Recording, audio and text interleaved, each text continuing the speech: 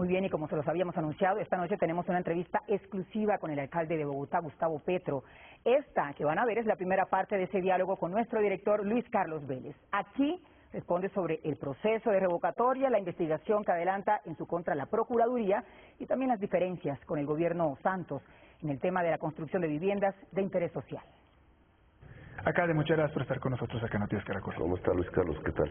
Alcalde, de todo lo que está pasando, ¿este es un momento difícil de su alcaldía? ¿Puede ser el más difícil de su alcaldía? No, a mí me parece interesantísimo. Difícil es todo en la vida. Y en el caso de mi vida, sí que lo puedo subrayar. Pero este es un momento muy interesante, digamos. La experiencia del Congreso era dramática en cierta forma, pero sin la capacidad de impactar sobre la transformación real de una sociedad, aquí lo estamos haciendo. A mí me parece apasionante. ¿Qué tan difícil es gobernar una ciudad, la ciudad más grande de Colombia, cuando al mismo tiempo se está algún grupo buscando su salida de este mismo edificio, de la alcaldía? Yo creo que le pasa a todos. La política es el escenario del conflicto de una sociedad, de intereses diversos. El poder no es más sino eso. Se tramita pacíficamente, se tramita democráticamente o no, pues es un poco el proceso mismo de nuestra discusión nacional, y desde hace décadas, no ahora. Pero si me permiten en pocas palabras, te diría que dirigir la ciudad de Bogotá es más difícil que dirigir el país.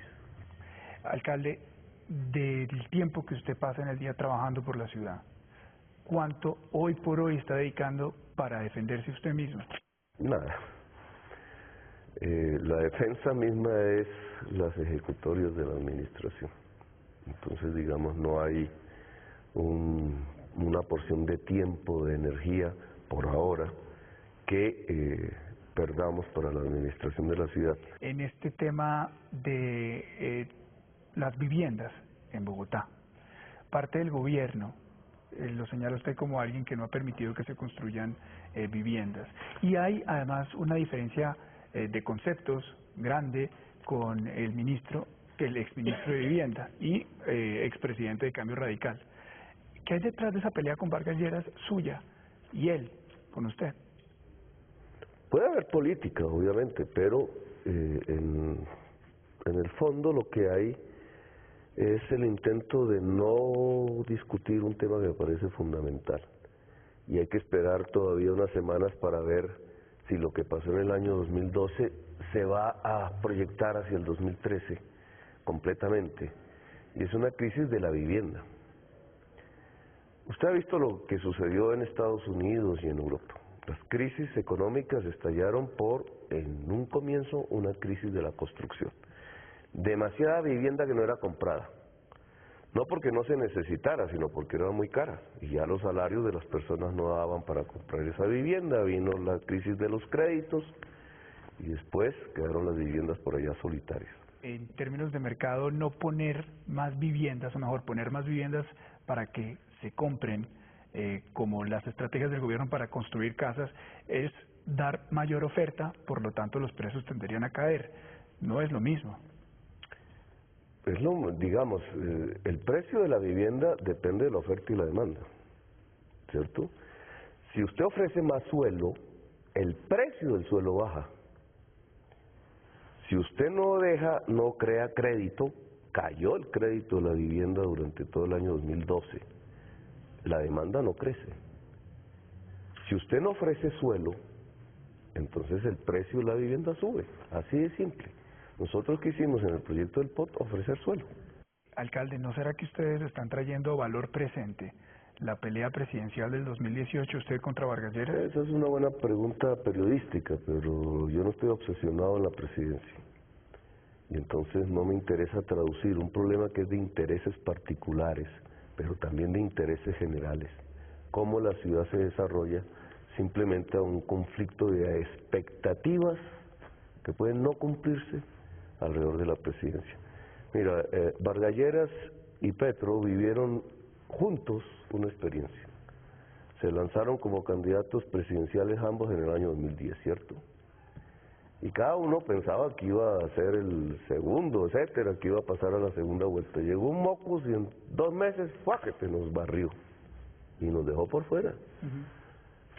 ¿Quién va a planificar de aquí al 2018 si otro Mockus por el estilo, quizás más jovencito, no aparece y acaba con una aspiración presidencial planificada? La historia de Colombia no se planifica de esa manera. Y es mejor concentrarse en lo que se está haciendo ahora que hacer pajaritos en el aire. Pero usted me dice, no estoy obsesionado con el tema, pero no me responde, no pienso en el tema. ¿Usted piensa en el tema? Yo pienso en cambiar a Colombia. ¿Y eso significa eventualmente en la presidencia? No, cambiar a Colombia se puede hacer desde cualquier escenario. Hay muchos curas que cambian a Colombia, hay muchos maestros que cambian a Colombia. Todos los días, ¿o no? Hay un alcalde que está cambiando a Colombia. Alcalde, hablemos de la revocatoria. Es un tema interesante porque pues se está moviendo actualmente. ¿Usted considera que el proceso de recolección de firmas es fraudulento? ¿Ha sido fraudulento? Mira, los organizadores de eso recogieron de una manera muy novata las firmas. Todo el que iba firmando, no filtraron, no organizaron eso. Cuando hay que recoger firmas hay que hacer una organización, hay que filtrar, porque muchos se engañan. Yo pienso que fueron engañados. Y muchísimo de lo que recogieron pues no era. Eso ya es un hecho. Hasta la registraduría lo ha dicho. Ahora, ¿recogieron lo suficiente para provocar unas elecciones de revocatoria? Esa es la discusión de hoy. Eso no lo tiene que decir la registraduría. La registraduría ha dicho una cosa. Nosotros hemos encontrado otra completamente diferente. Y no me quiero adelantar porque todavía estamos en el proceso de términos de la reposición y la apelación. Dependerá del registrador nacional. Pero hay una convicción nuestra que vamos a demostrarle al mundo. Lo que dijo la registraduría en su primera resolución no es cierto. O sea, ustedes tienen serios indicios o pruebas. No son indicios, son realidades, pruebas. De que fue un proceso fraudulento. No, es que fraude no es. Fraude es si se ratifica. Eso todavía está por verse.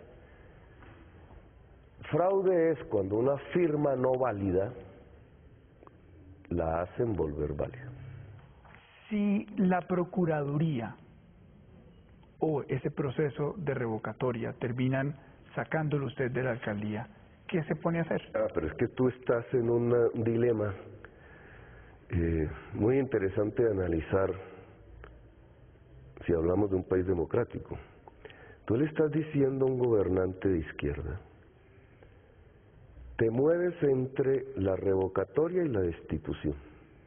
Es el escenario que usted está enfrentando actualmente. Te haría la pregunta, ¿se podría llamar un país democrático el que se le puede decir a un gobernante de izquierda, quizás el único, o de los pocos que ha llegado a gobernar en Colombia, te mueves entre la revocatoria y la destitución?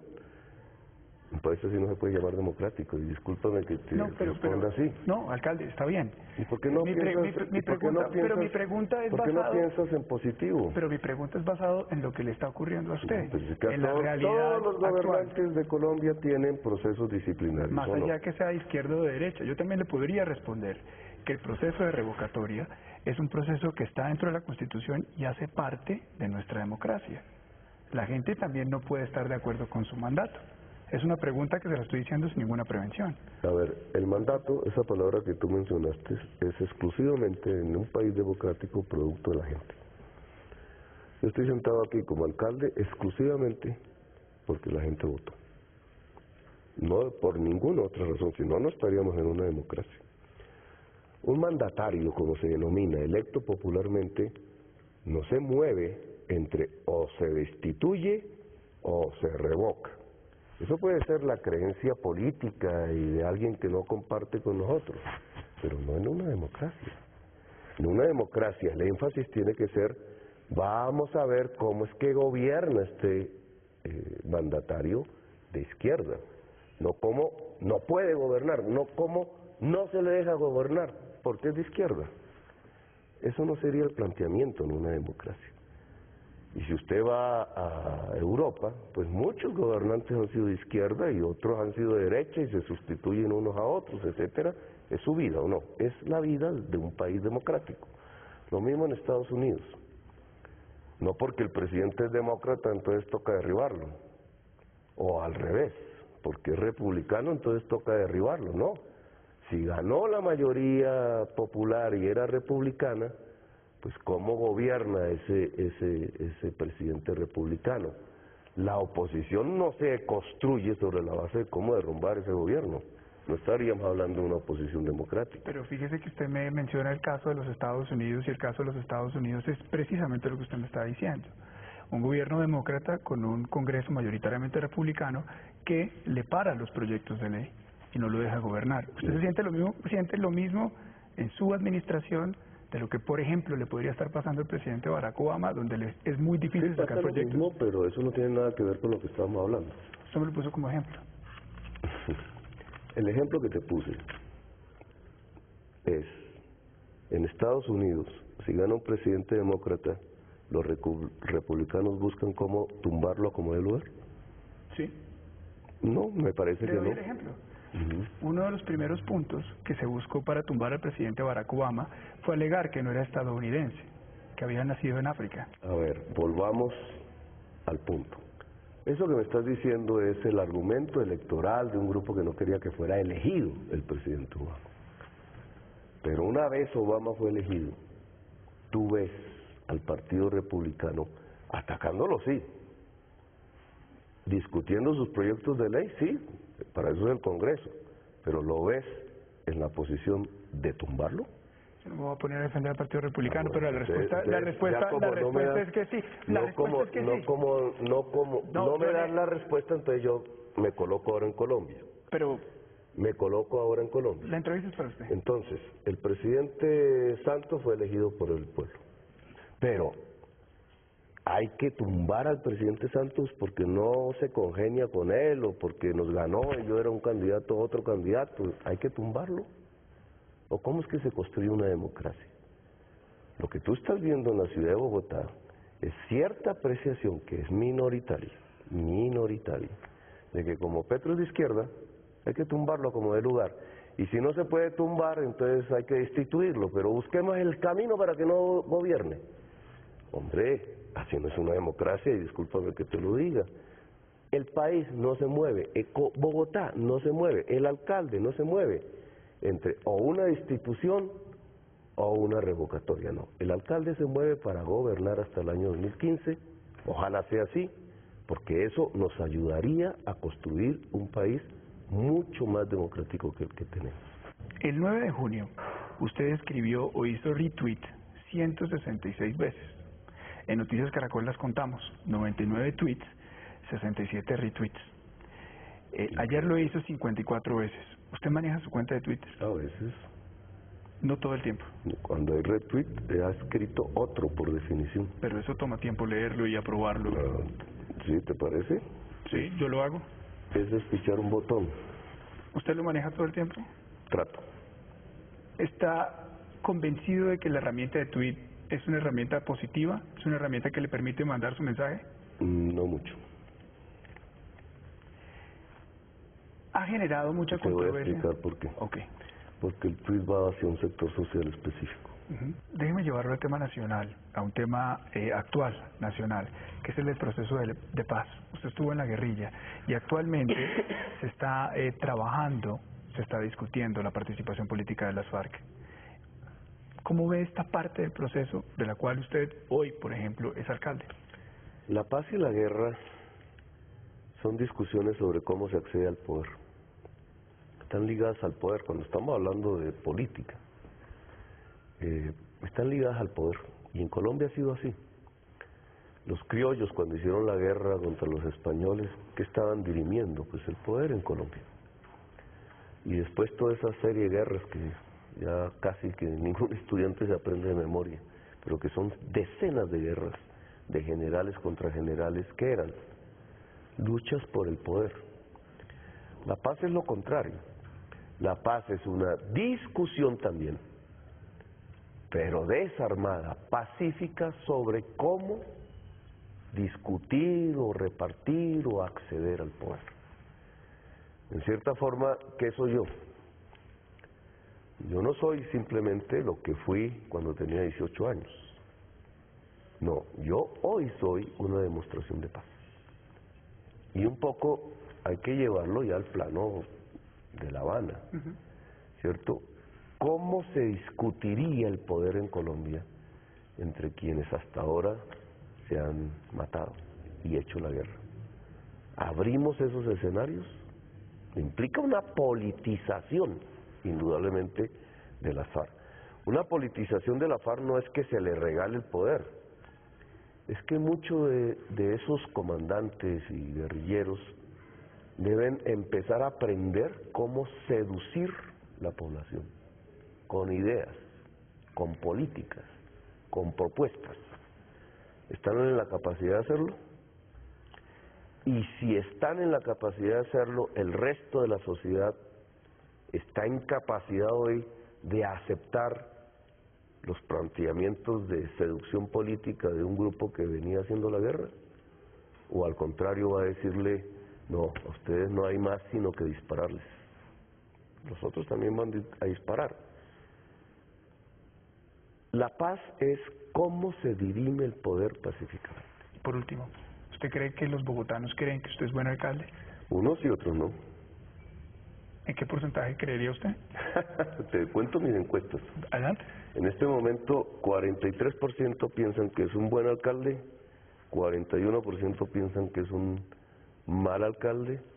La calificación del gobierno, que no es lo mismo que el alcalde, ojo, esto es importante, la inmensa mayoría de la población bogotana, cada política y en general la calificación del gobierno la pone por encima de 3, y un porcentaje que usted no se imagina, porque no sale en esas encuestas, muy importante, le da excelente calificación.